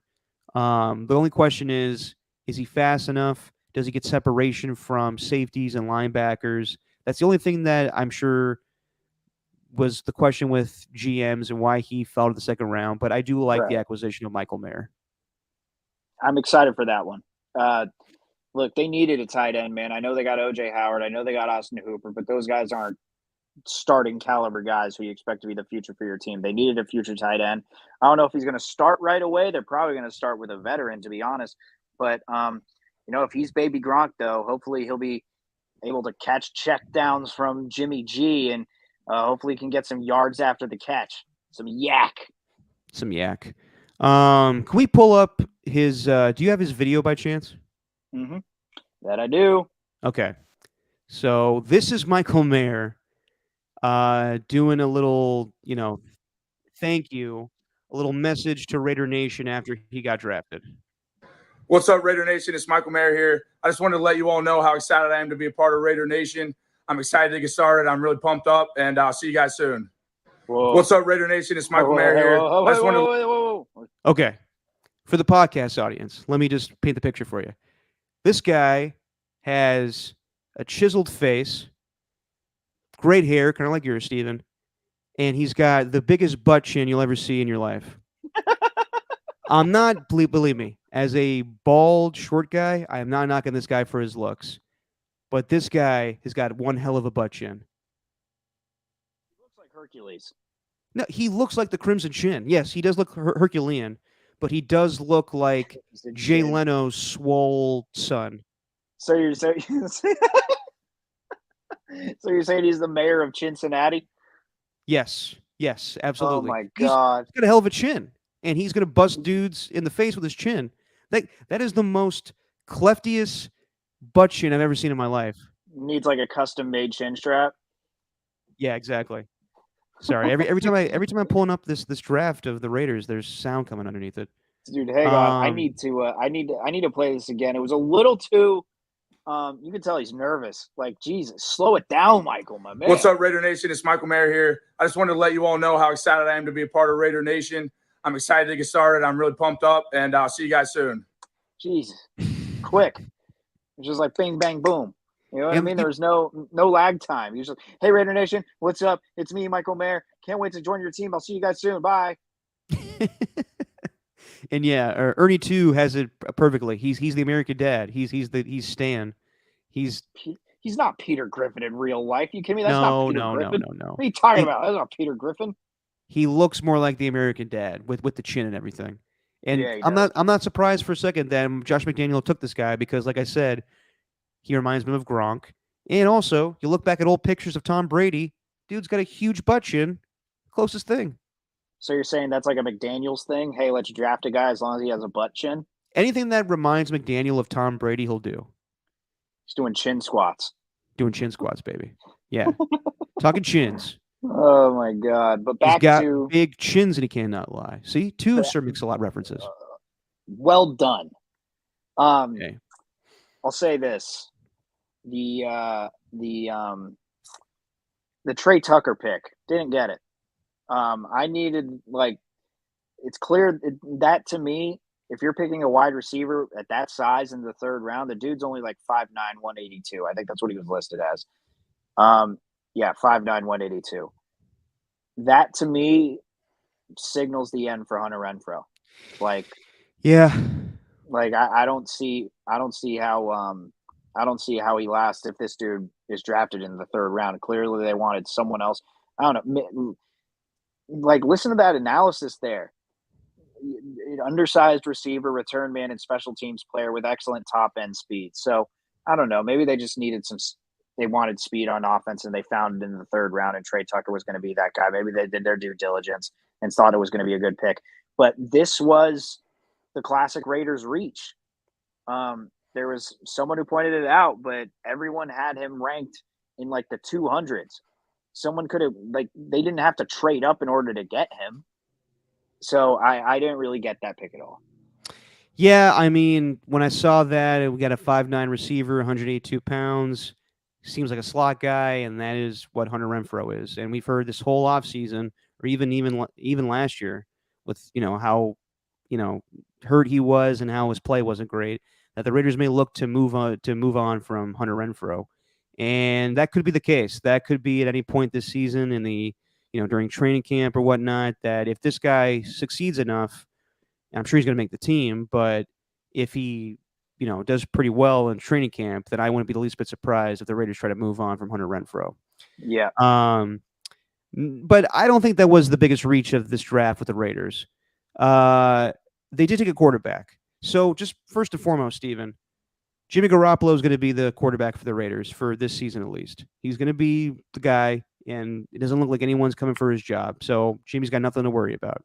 Are you comfortable with that? Not really. I'm still I like the first round pick, but still I thought this was the time when they were going to find their franchise guy with this host of quarterbacks that they had, and the fact that they had the 7th pick, a little bit of leverage, a little bit of a little piece to trade up. I thought they were going to do that for their quarterback, but I guess not. Yeah, they could have taken. Actually, they couldn't take anybody really. They, at that point, Anthony Richardson was gone. If they really love Will Levis, they could take him at 7, but it looked like that would have been a reach in itself. They could have taken Hendon Hooker before Michael Mayer, but I think they got 2 great guys. So I'm not in the idea that you always need to get a quarterback. You don't always need to get a quarterback. You don't know what the future holds. They could be in the same spot next season, but then you wonder if McDaniels and Ziegler will have jobs if that's the case. However, I wasn't in love with the quarterbacks this year besides Bryce Young and CJ Stroud. So if a better one comes for them next season, then that's when you go down that route. I don't think they're getting Caleb Williams. They're not going to be that bad. But no QB wowed them. So for better or worse, I like the move to just go with Tyree Wilson and Michael Mayer. And yes, Jimmy Garoppolo is going to be your guy this season. I'm probably going to be frustrated and just lose my mind over it this season, but I am comfortable with Mr. Subway, Gabagool as the Gabagool as the guy for the silver and black this season. I'll say this about the Raiders, though. I do like that they took the Mayo Bowl MVP. Ooh, did he get Bennett. He didn't get doused in mayonnaise. It was the head coach. I don't think so. I don't think you got Jackson doused in Bennett. juice. Yeah, they need some safety help. They definitely need some corners. Was this guy corner or safety, Jackson? Or no, Jacorian Bennett. Jacorian Bennett supposedly is going to be like a nickel corner type, which they do need. They definitely needed that. Overall, I think it was a fine draft. Who else? So they got Trey Tucker, the guy that you said, and then they got a defensive lineman after Michael Mayer, Byron Young out of Alabama. He's a defensive tackle, so not bad. And then so this is the one that I think that is kind of a head scratcher to the people that I talked to. Aram and Alon, two friends of ours who watch a lot of college football and are diehard Raider guys. When was it Aiden O'Connell? Aiden O'Connell out of Purdue was drafted in the 4th round. Both of them texted me saying, this guy sucks. He's a statue. He doesn't move. He's not athletic. He looks like Officer Favre from Super Troopers. Yikes. Josh McDaniel should not have drafted this guy. And I go, I respect both of your guys' opinion, and I will hold my own until I actually look up this guy. Haven't seen him play, but the only thing that I can say is that he looks slow. He looks very slow. He's not a mobile quarterback, but he looks like Jimmy. He looks like Jimmy Garoppolo. And, of course, the quote is he has the release of Tom Brady. And it may just be that guys like Kyle Shanahan and guys like Josh McDaniels do not like mobile quarterbacks. Like, you look at Josh McDaniel, he's had Tom Brady, Matt Castle, Mac Jones, and now he's going to have Jimmy Garoppolo. And he had Derek Carr. Not a fan of he likes statues. He likes statue quarterbacks. Big fan. Isn't that just like the typical Tom Brady analysis, though? Jumps out on tape is how quickly he gets the ball out. A fast processor who did not have good pass protection in college and lacks the mobility to extend, so he has to make fast decisions and gets the ball out extremely quickly. He's accurate with good touch and timing when throwing to short to intermediate levels of the field. His deep ball accuracy is streaky. That sounds like I'm reading an analysis about Jimmy Garoppolo.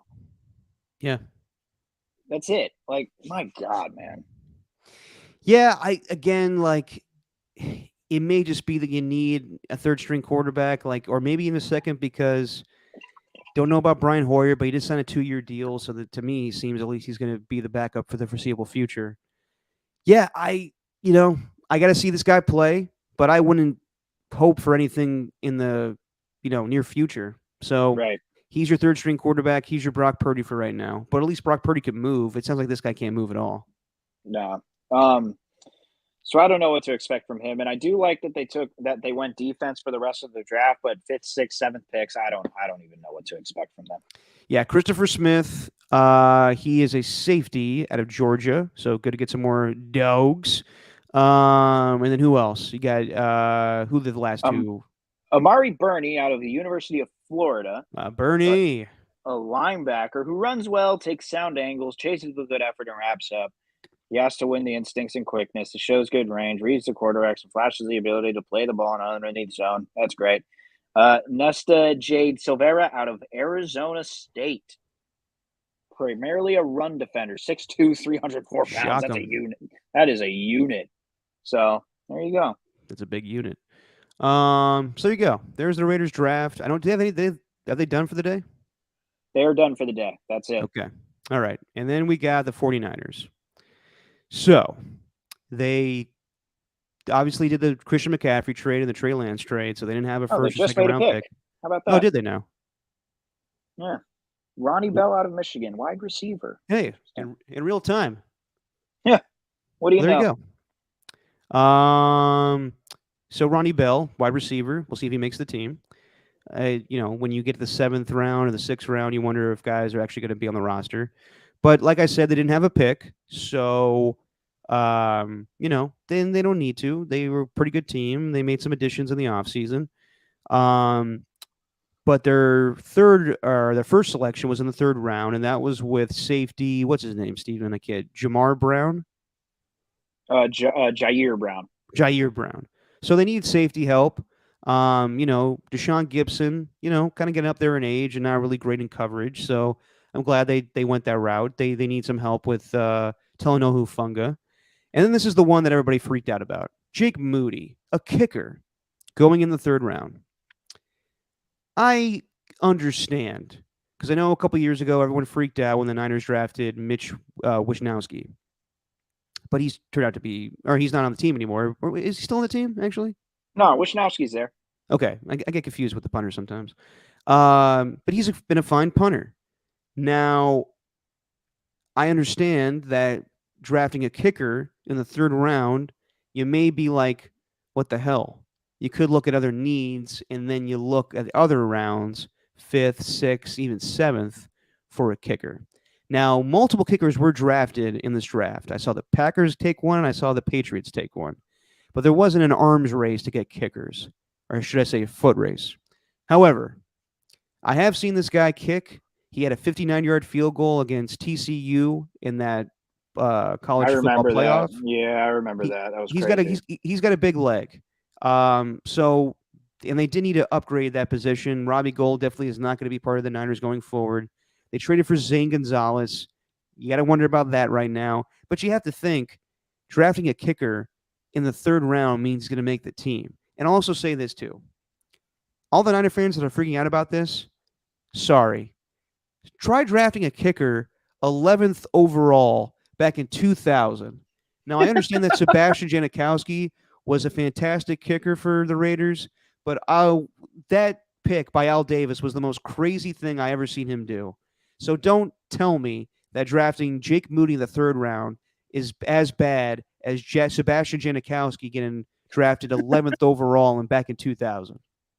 Look, man, like, I understand the idea of, like, why would you pick a kicker in the third round, whatever. Like, I get that.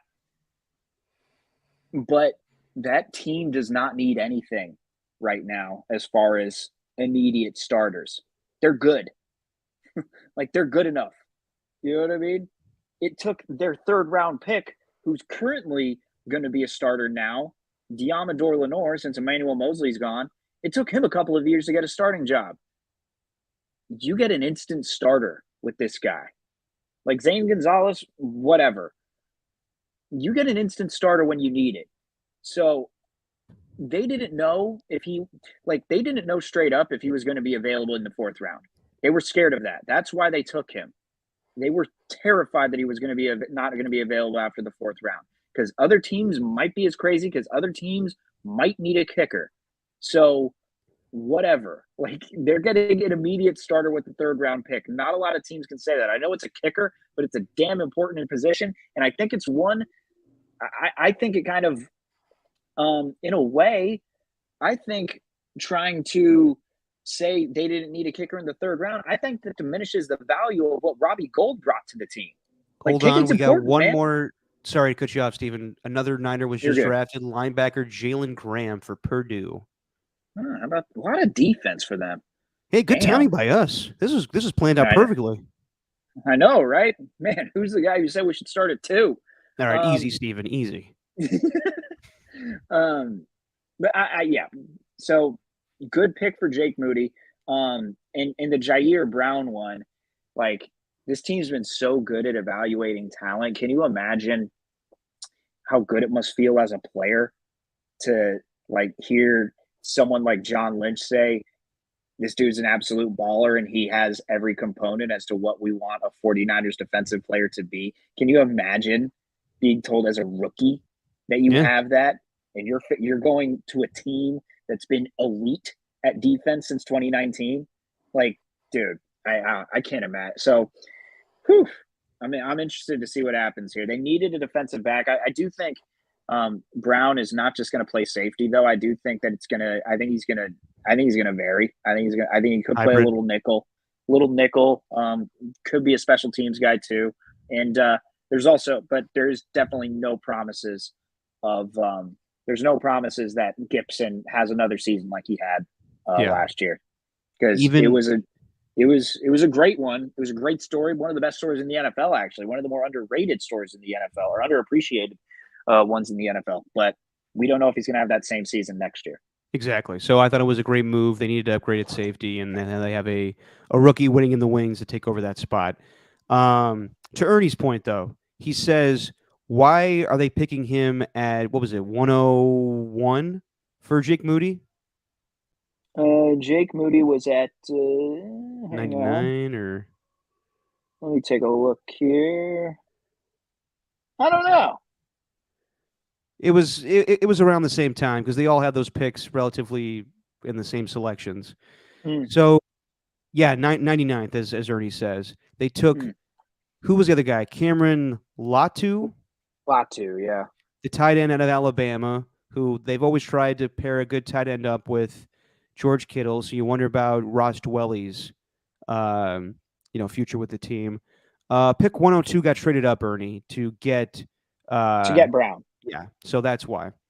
Yeah. But to Ernie's point, why did the Niners have to take Jake Moody at 99 as opposed to 101? I don't know.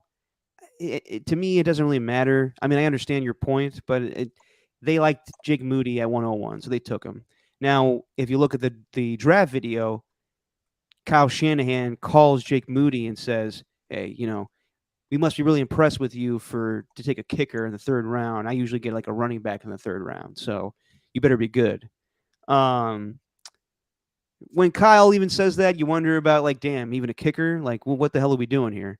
But I understand it. They need accurate kickers. Sometimes with that offense, they don't score at will, every time.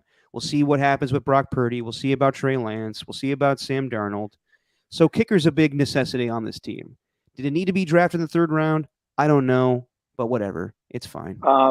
Lynch also, Shanahan said that as much too on the podcast. He's kind of like, normally I would have taken a running back. Exactly.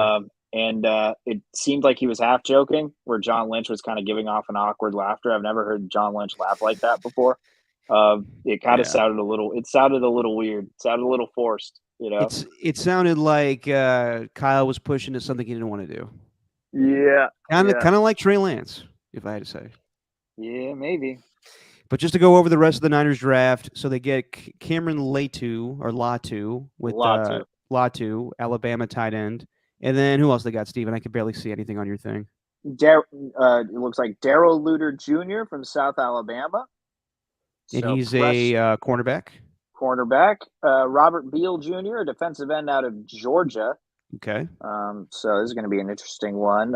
Has a versatility of playing off-ball linebacker and lining up on the edge, so not just designated defensive end. D. Winters, inside linebacker out of TCU. A rangy run defender who closes well on a straight line. Braden Willis out of Oklahoma, another tight end. Ooh. Interesting. Willis lined up at H-back in the slot in the backfield. Sounds like he's pretty versatile as a tight end. Kind of like when the Raiders picked Tanner Muse. Bye-bye. Oh, yeah, Tanner Muse. Let's see here. Ronnie Bell out of the University of Michigan, which just we got just drafted. selected. And then Jalen Graham as well, which was also just selected. Okay. So there you go. Couldn't tell you. Not gonna give a draft grade or any of that bullshit. We have no idea. We'll even see who makes this team. But I like what they did. They didn't draft a quarterback. Some people were saying they're going to get Jake Haener or Dorian Smith Thompson, whatever the hell his name is, from UCLA. They don't need to do that. They got 3 quarterbacks on the roster. I like what they did. They're fine. No, now they're the Fresno State Saints with Jake Haener and Derek Carr. They are. So that was interesting, because all the comparisons I hear from Derek Carr to Jake Haener is that Haener is, Derek Carr, and now they're going to be on the same team together. That's a good mentorship. I like that. Kind of weird with Jameis in the middle, but we'll see if he stays with the team. But I don't think he will. Jameis wanted the starting gig. Once they took up Carr, I think he took that as a slight. I don't think it's going to be too pretty with that. Winston was a free agent, and he did sign back with the Saints. Yeah. Or Yeah. I mean, he signed a 2-year deal, so I think he just stayed there. But he could get traded. Yeah, that could get awkward because I'm sure there's a closeness between Derek Carr and Jake Haener. So you're probably right. Also, Stetson Bennett got drafted today in the 3rd round or 4th round. I can't remember. To the Rams, and Georgia Bulldog, won 2 national championships. He knows Matthew Stafford very well from Matthew Stafford going to Georgia. So a couple of quarterbacks going to teams with probably their biggest alma mater's quarterbacks, as a starter and helping them mentor the new guy. Yeah, that's probably what's going to happen. Yeah. So there you go. That's our draft analysis, I should say. So yeah, we'll see how it pans out. The draft is still going on, unless we got one more. No, wait, we got one last pick, Steven. Should we stay on here for the last one? Do we have to? Here's Brock Purdy. Hang on. Oh, here it is with 259. The Brock Purdy of 2023. Say his name already, goddammit. Come on. All right, we'll wait. Which also goes to show you that no one knows what the hell they're talking about when the draft, because a year ago everybody was like, "Oh, Brock Purdy, yay, he'll make the team." He turned out to be almost offensive rookie of the year and almost took the Niners to the Super Bowl. Yeah. Before they reveal the last pick of the draft, Mr. Irrelevant, in 2023. Like I was saying, everything was checked off for the offseason, fuckery stuff. Aaron Rodgers finally got traded to the Jets. Lamar Jackson finally got his deal. The only thing that I'm still waiting on, and it's going to drive me crazy until it happens, DeAndre Hopkins was not traded. No. And I guess it was, this is where, like I said, I referenced Pat McAfee earlier, and I have like a love-hate relationship of that show where I do like listening to the interviews. I like listening to Ian Rappaport talk about what's going on with the NFL and everything. But also like Pac-Man Jones every day being like, I'm hearing from my source says that DeAndre Hopkins is going to get traded to the Chiefs or the Bills. And I'm like, oh, it's going to happen. I'm excited. And then it doesn't end up happening. And then the GM of the Cardinals say like, yeah, I don't see it happening. He's going to remain a Cardinal. I'm not buying that for a second. I think it's going to end up where they're going to wait to the last minute in training camp and the whole offseason, and then he's going to get released and he's going to sign on the next team. But that's so annoying that was teased, and now it looks like it's not going to happen. Oh boy, not everything. Yeah, it was the only domino left to fall, and it did not. Okay, let's see. We got him. Yeah, they just had his name. Toledo defensive tackle, Dejon Johnson. There you go. That's your Mr. Irrelevant for 2023. See, we made it through the draft. A defensive tackle. I don't know if he's going to be defensive player of the year and lead the team to the Super Bowl, but we'll see. For the Rams, probably not. But yeah, kind of disappointing about DeAndre Hopkins. He probably either will get traded eventually or he will get released. That's where I see that happening.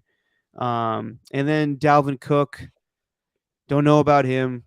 Could get cut, could get traded. Budda Baker, Devin White, all these guys that were rumors. We'll see. We still got a long season of fuckery, so we'll see what happens. Ugh. Yeah, I know. Just bear with me, Steven.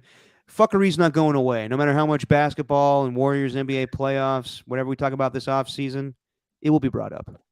Okay. Fair enough. So bear with me. All right, guys. Ernie's. We'll see you guys tomorrow. We'll see what happens with the Warriors, Game 7. Hopefully the Warriors win and we get to have this crazy-ass series against the Lakers. Even if they lose, hey, got to be happy with what's going on with the Warriors. Right, Steven? Yes, agreed. Okay. Steven's looking ready to end the podcast. Just end this thing already, Steven.